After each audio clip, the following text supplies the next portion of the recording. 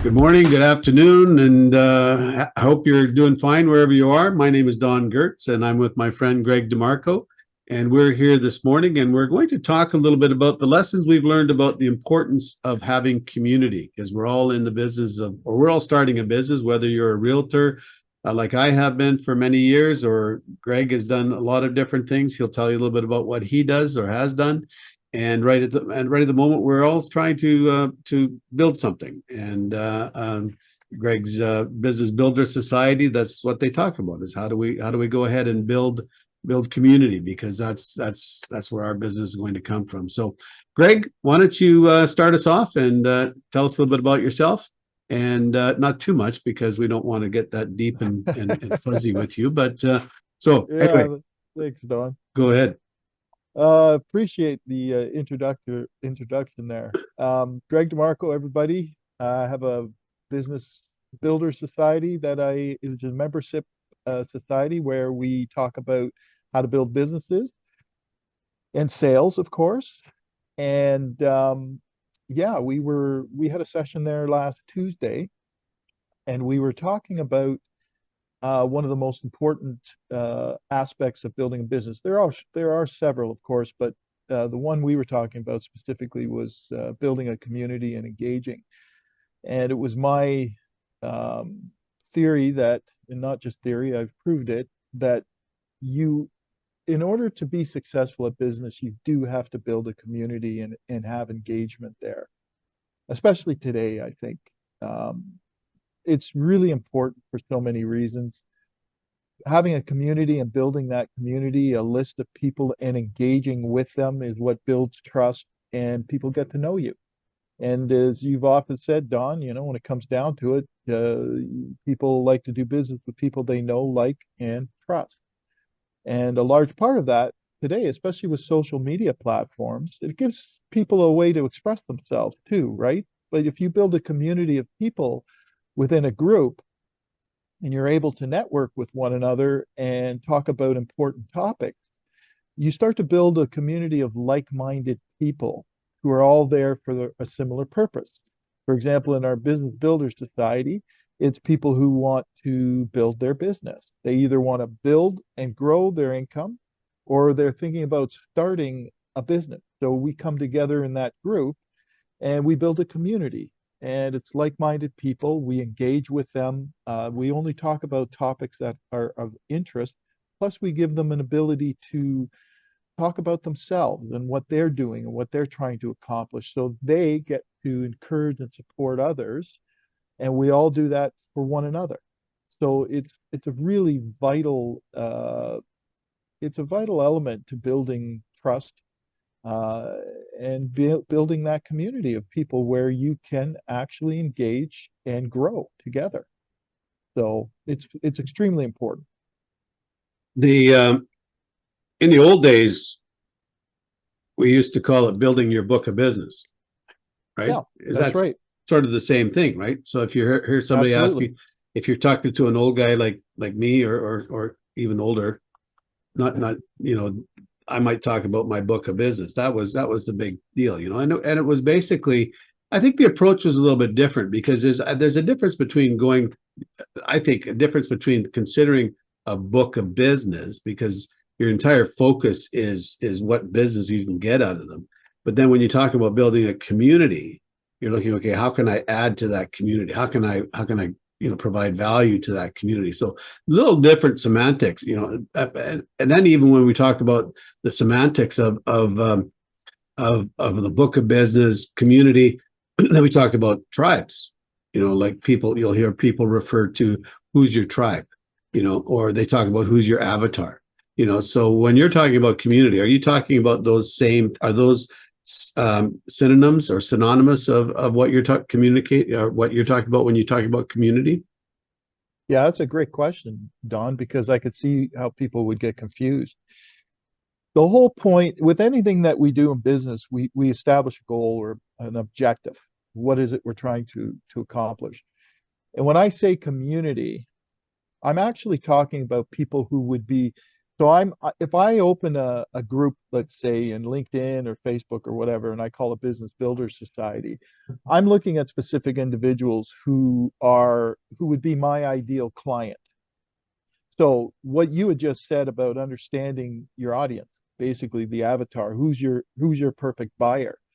What I'm trying to do is grow a group of people who would fit that bill, but it's about adding value to them and helping them grow and building that trust, and obviously so they can get to know me, but also to find out that there is actually other people like them out there who are looking for the same things. So you're building a community of like-minded people. And for my purpose is to build that community, engage with them, and hopefully bring them on as clients. So it's actually building that community on social media and then working with that. Hey, if they don't buy from me, that's fine. They can be part of this group and still learn a lot. It's just that you're going to get more out of it if you work with me. So that's kind of the idea behind building that community and engaging with them. But that's the ticket, though. You have to not only build the community, you have to also engage with them. Otherwise, they don't know who you are. Yeah, I can Sort see of. that. You know, this might be a little bit of a rabbit trail, but when I think of like-minded individuals, there can be a challenge sometimes with that, is that we become an echo chamber, you know, where we just repeat everything, the same kind of things. You know, what do you do in your society or in your meetings to prevent just reinforcing of ideas and challenging people so that they keep growing forward? You know, because you don't want to just be an echo chamber where you just, you know, like they say something that they like to, that you tell them something that they like to hear, and then they just not in agreement. Yeah. Right. Yeah. Yeah, well, it is a problem, but here's how I sort of circumvent that is I give everybody we have 2 calls a month. So the first call is a teaching call, typically a concept. The second call is I invite them to introduce themselves, talk about a topic that they're interested in, usually their business or something, and it gives them a chance we can ask questions. But the other thing is I encourage them to participate, not only just participate and be present and participate, but I encourage them to bring their own topics and ideas to the platform. It's kind of like a mastermind in a sense, because I don't want to be the only one who's saying, okay, this is my way or it's no way. You guys can't be here if you don't agree with me. That's not the way it works. The way it works is I give them a platform and I ask their advice about their own business. What are the things that they are struggling with? Let's bring that out into the open. So it's a much more enriched discussion, because it's not just me barking down things that I've learned, it's what they have learned.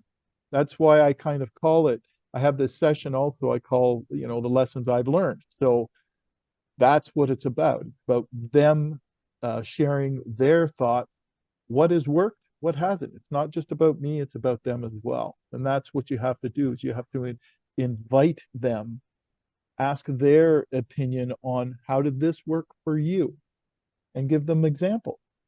So let's go there. Let's say, okay, what are the lessons I've learned? So I'll go first from a perspective of being a realtor. The lessons I've learned is, as being a realtor, is that your community is everything.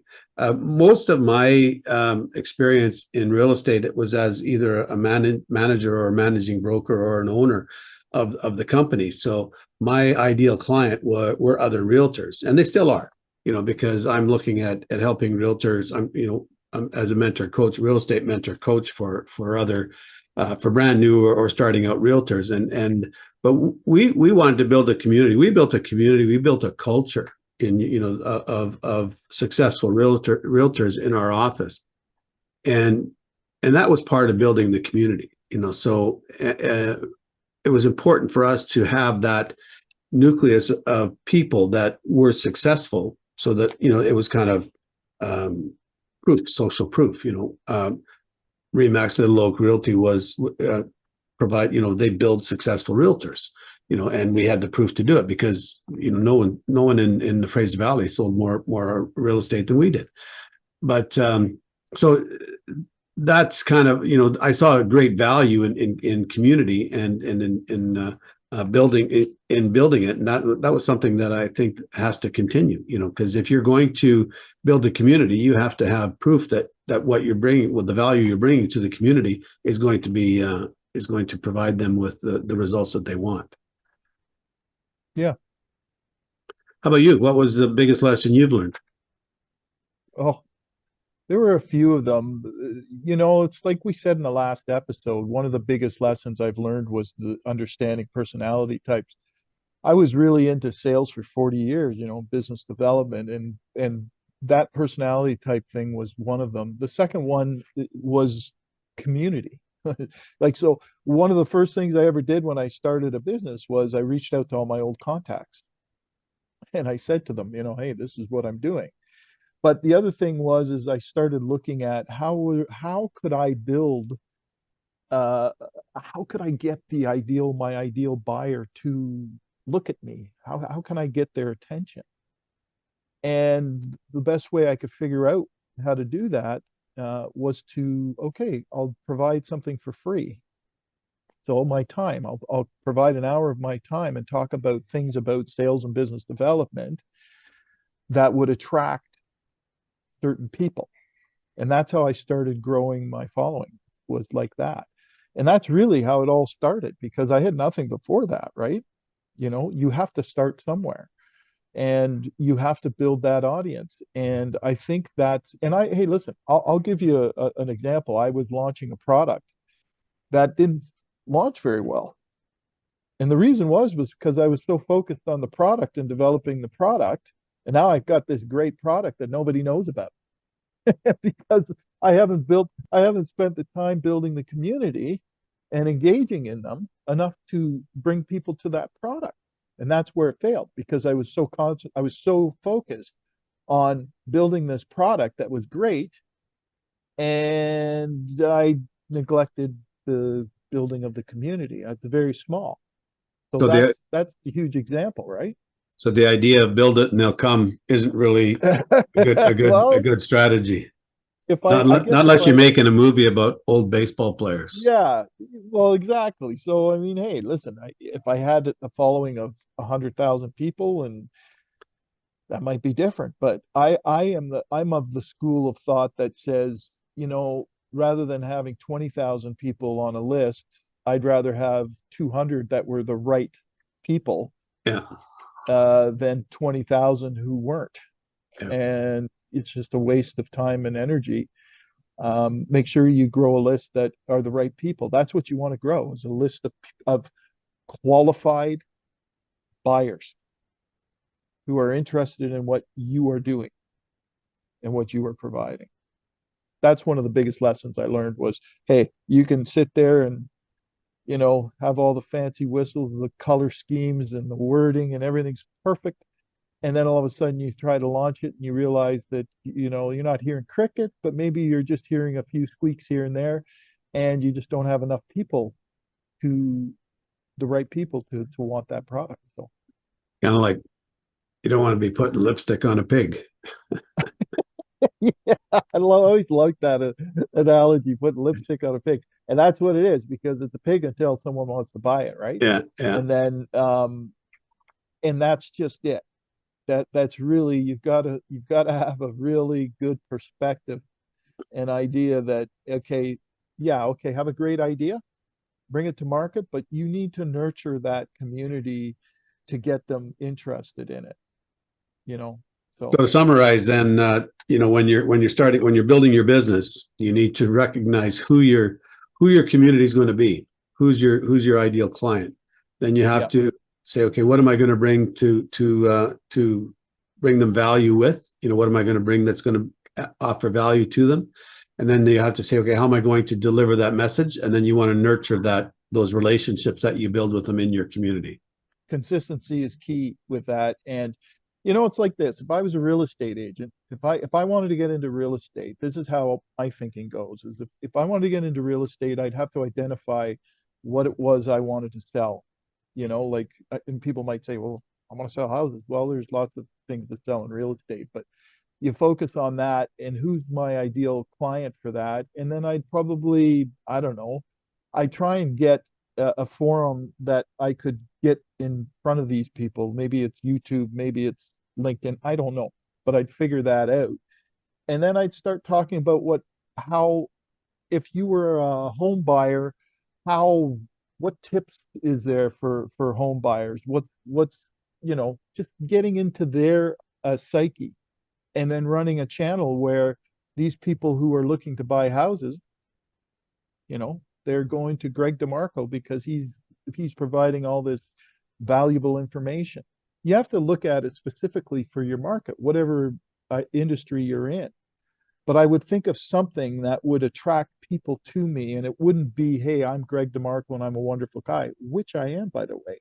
But what I would be saying is, I would be saying, how can I help these people if they wanted to buy real estate, or if I was in a boat? What's the best boat brand to buy for a couple who are just getting into boating?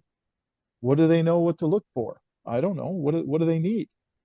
Why Yeah. do people choose this over this? Well, most people choose this because, most people don't choose this because, and you see what I mean? And then people start coming to you and saying, yeah, I'm thinking about buying a boat. Um, why would I buy this over that? Or I'm buying a house in this area. Why, what are some of the pitfalls, or what are some of the good things that I should think about? Well, thanks, Greg, Well, for your thank time. you. Thanks for your time, Greg, and thanks for helping us out with the different things. And let's get together again soon. And I thank you, appreciate that, everybody, Don. for watching this. And again, my name is Don Gertz, and this is my friend Greg DeMarco, and we'll see you soon.